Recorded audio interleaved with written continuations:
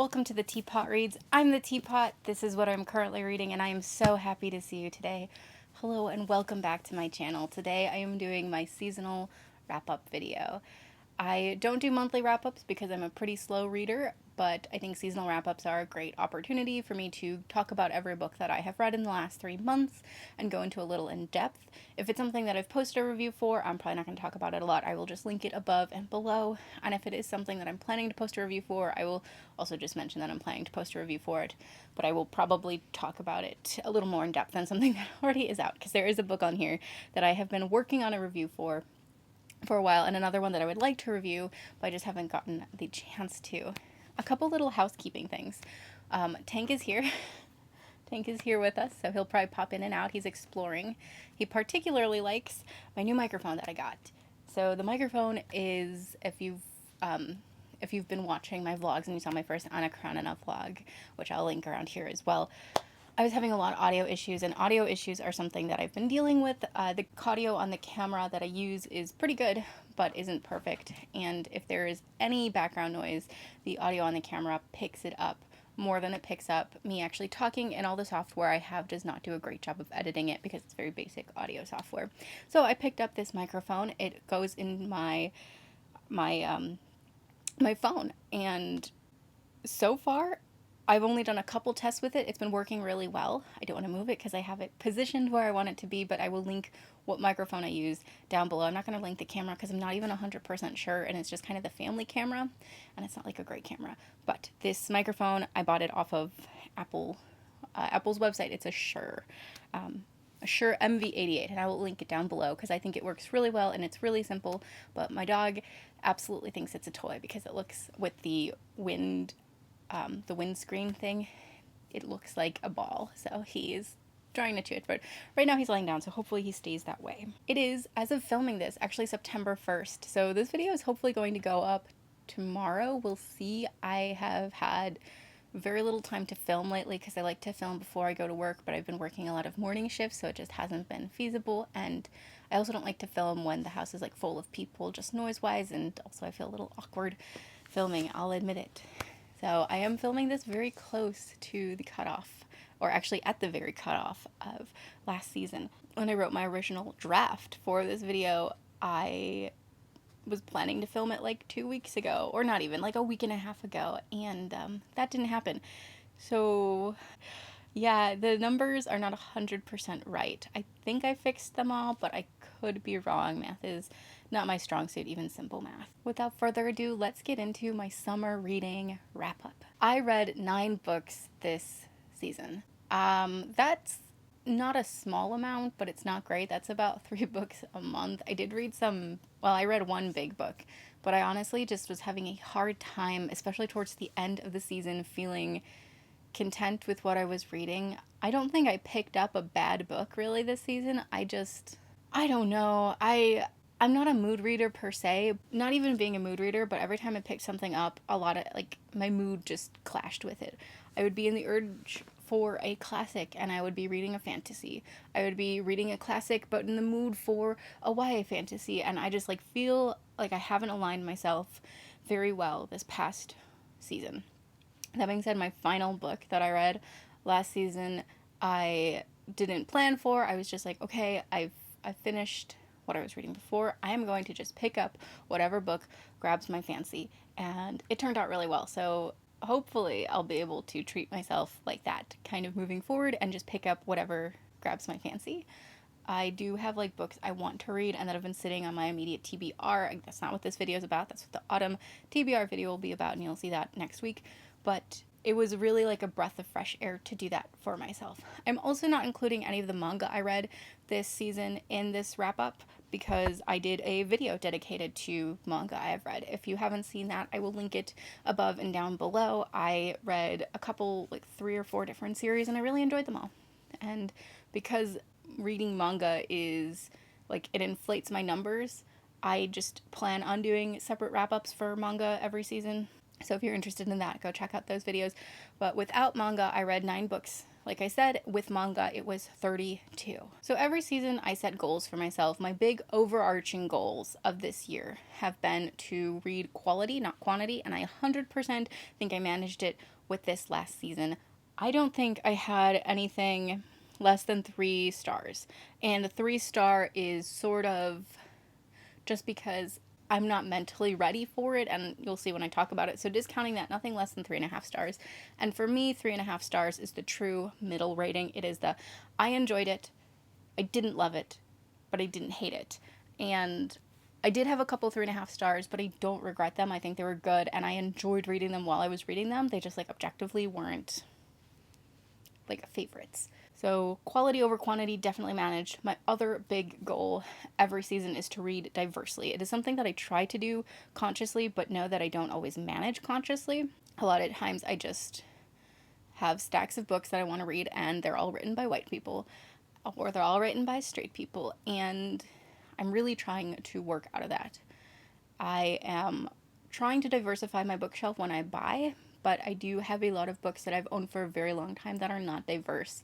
So I am having to kind of deal with that. I don't want to completely, see my most recent book haul to at least the beginning if you want to hear my thoughts on like consuming and consumerism that I have been doing. I've just been feeling like I've been buying too many books, and as much as I would love to just do a haul of completely diverse reads, I can't do that. It's just right now not feasible for myself. But see my most recent book haul if you want to know more about that. I know I keep referencing other videos. I'm sorry. I don't mean to make you go watch like the cinematic universe. Basically, I've been over consuming and consuming mindlessly. But did I read diversely? I had set this season's goal to read 25%. Yeah, 25% of the books I read this season to be diverse. And before I sat down to make this, I really thought I had failed because I didn't think I had actually read anything diverse. But when I did the math like 2 weeks ago, I had actually just barely hit the 25% mark. So it's not great. It's baby steps, but I am glad I didn't falter in my reading diversely because I really thought I had maybe gotten like 5%. So I am pleased that it wasn't like less than 25%. I know I could do better. It's something, again, I'm working towards every season. But I'm pleased with myself to have accomplished the 25% that I set myself up for. But now you might be a little bored with talking stats. So let's just get into the books that I have read from June, July, and August. First of all, I reread Pride and Prejudice. I read this for the first time last year, and this year decided to reread it almost immediately because I wanted to use it as sort of research and fodder for a novel that I've been thinking about and working on set during a Regency period, basically. And so I loved this book so much, I was like, absolutely, let me reread it, but let me annotate it. It's not got as many crazy annotations. This is probably one of the most annotated spreads. It doesn't have a lot of annotations. It's got quotes that I like, but mostly it's got period-specific descriptions of things that I would be able to pull from my own research. I feel like I don't need to talk about Pride and Prejudice too much. Everyone kind of knows what it's about. I love it. It's a classic. I will probably actually find myself rereading it every year. I think that'd be a cute tradition. It was a reread, so I didn't give it a star rating. The first time I read it, I gave it 5 stars, so we can stick with that. Then I read One Last Stop by Casey McQuistion, and I actually read this a little earlier than when it came out because I was very lucky to get an early copy of the book. I did pass on that edition. This is the copy that I bought for myself.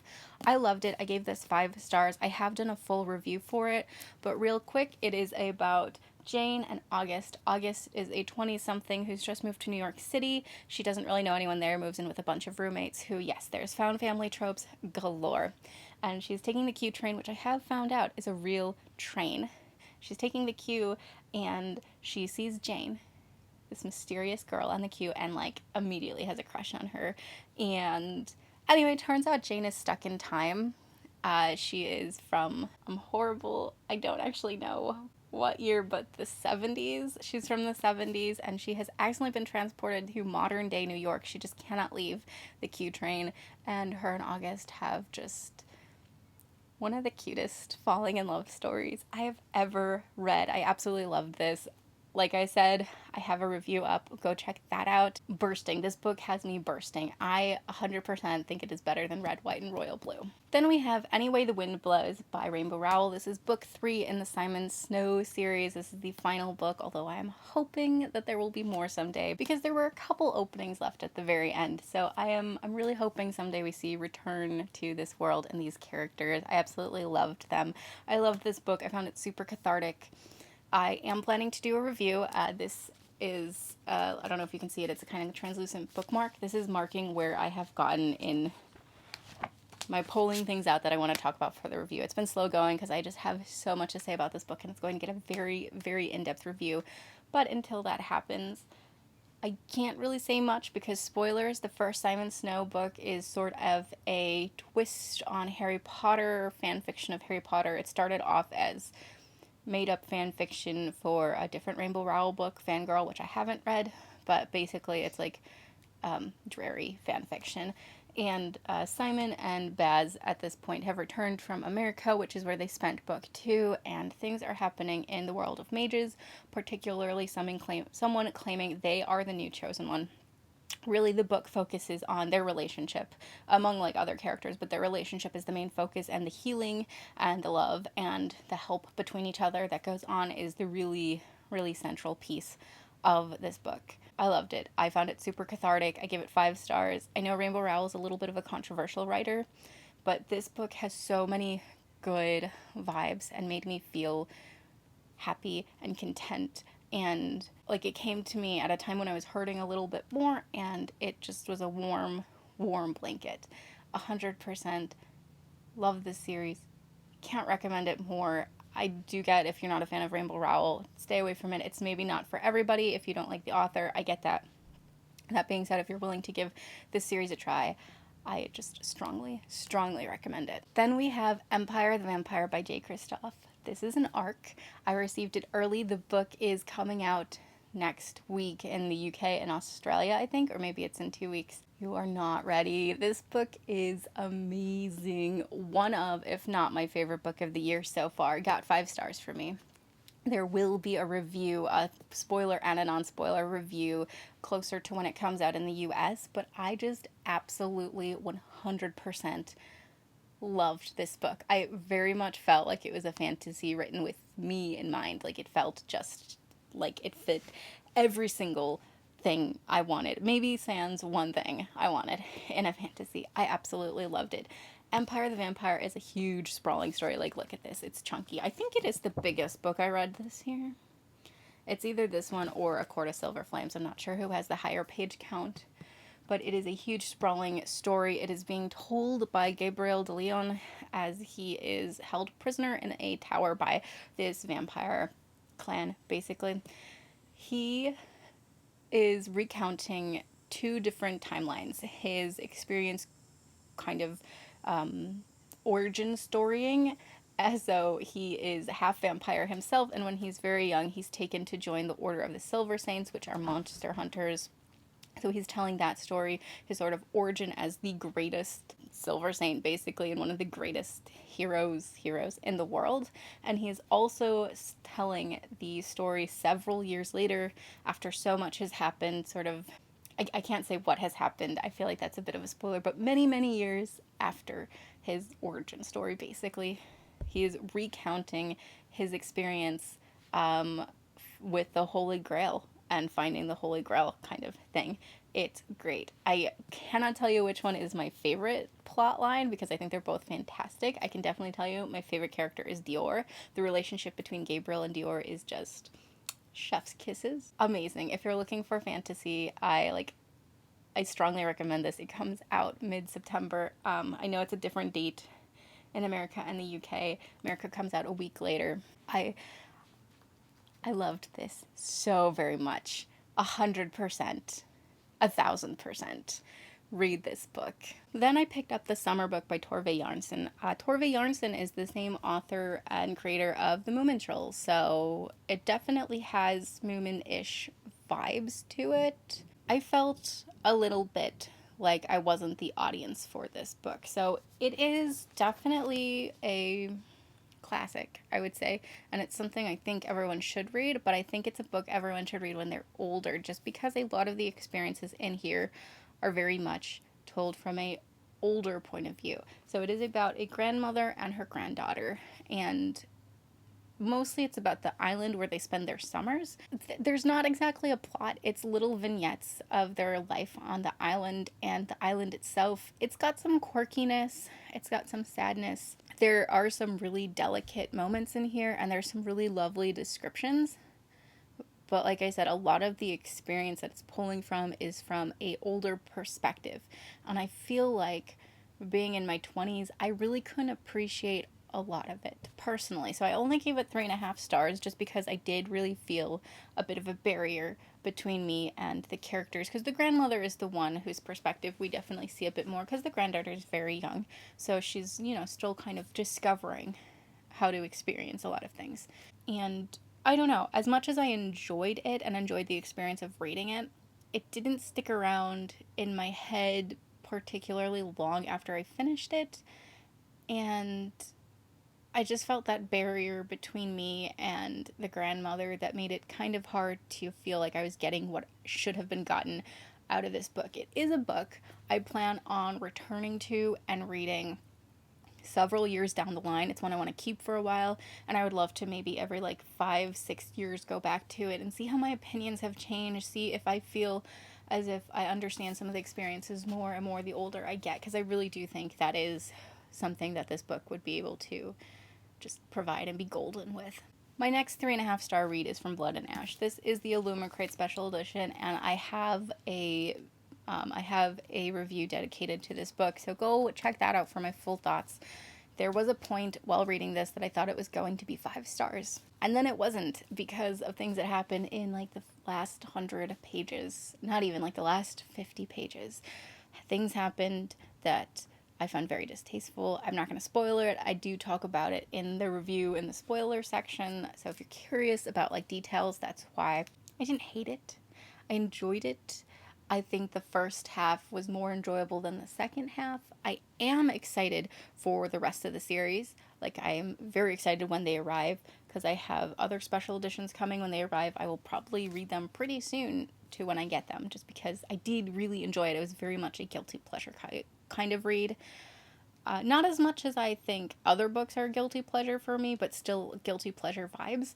This is about Poppy. She is the maiden, which is a sort of role in her society. It's a fantasy. It's a new adult fantasy, but it actually kind of has sci-fi vibes. I was getting sci-fi vibes from it. But she is the maiden. She's not allowed to really be seen, be heard. She is there as sort of a figure and a status symbol for the people around her more than anything else. And, she's tired of it. Intro Hawk, her love interest, and maybe someone with ulterior motives. The chemistry between them is great for a while, and it's a fun read, fun world building. Yeah, if you want to see further reviews, definitely check out, or further thoughts, definitely check out my review, because I go into it a lot more detail. My next and final 3.5-star review is Northanger Abbey. So I did actually read another Jane Austen. I feel really, really good about this.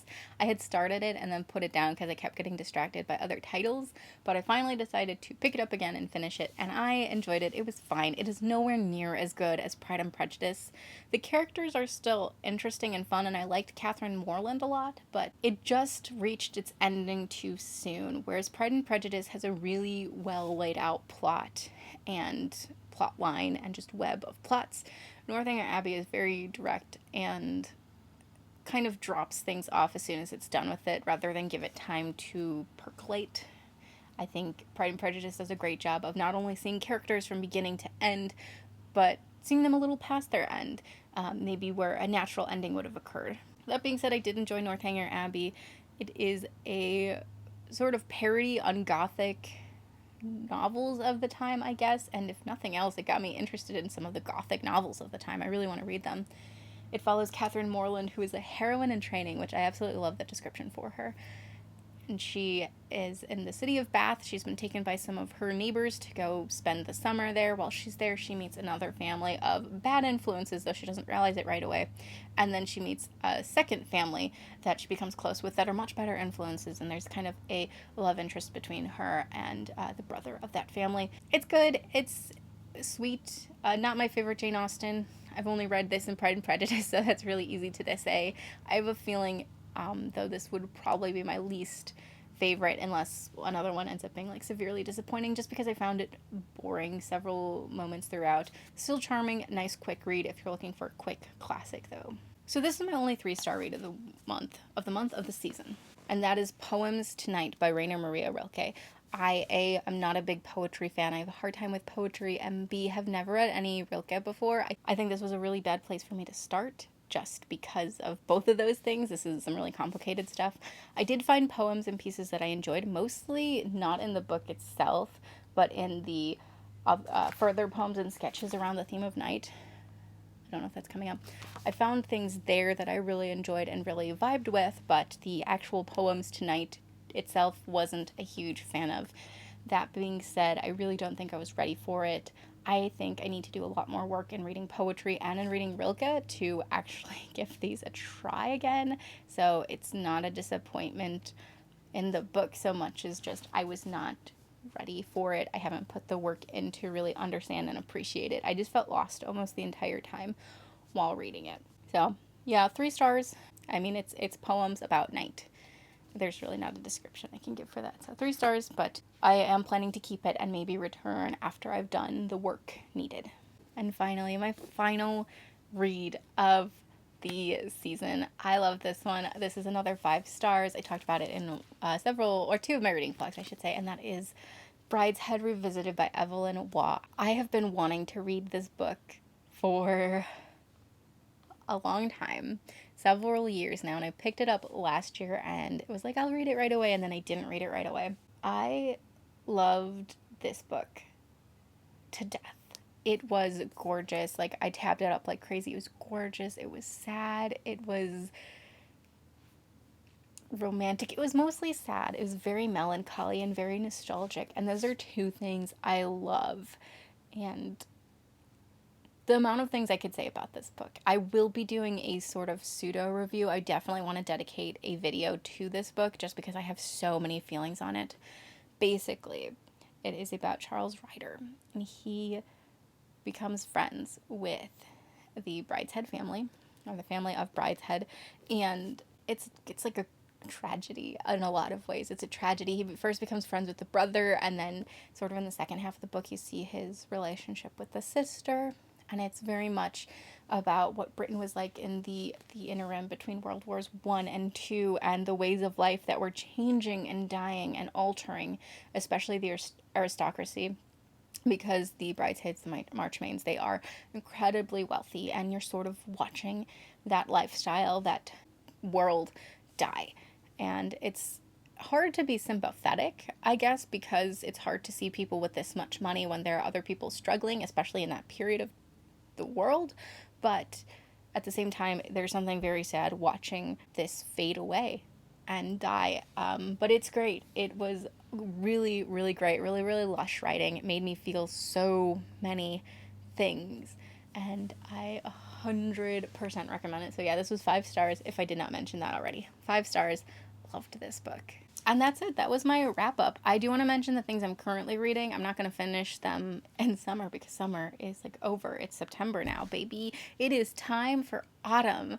I'm so excited. It's finally time for autumn. But I'm currently reading a couple different things. I'm reading Anna Karenina, which you saw at the beginning of the video.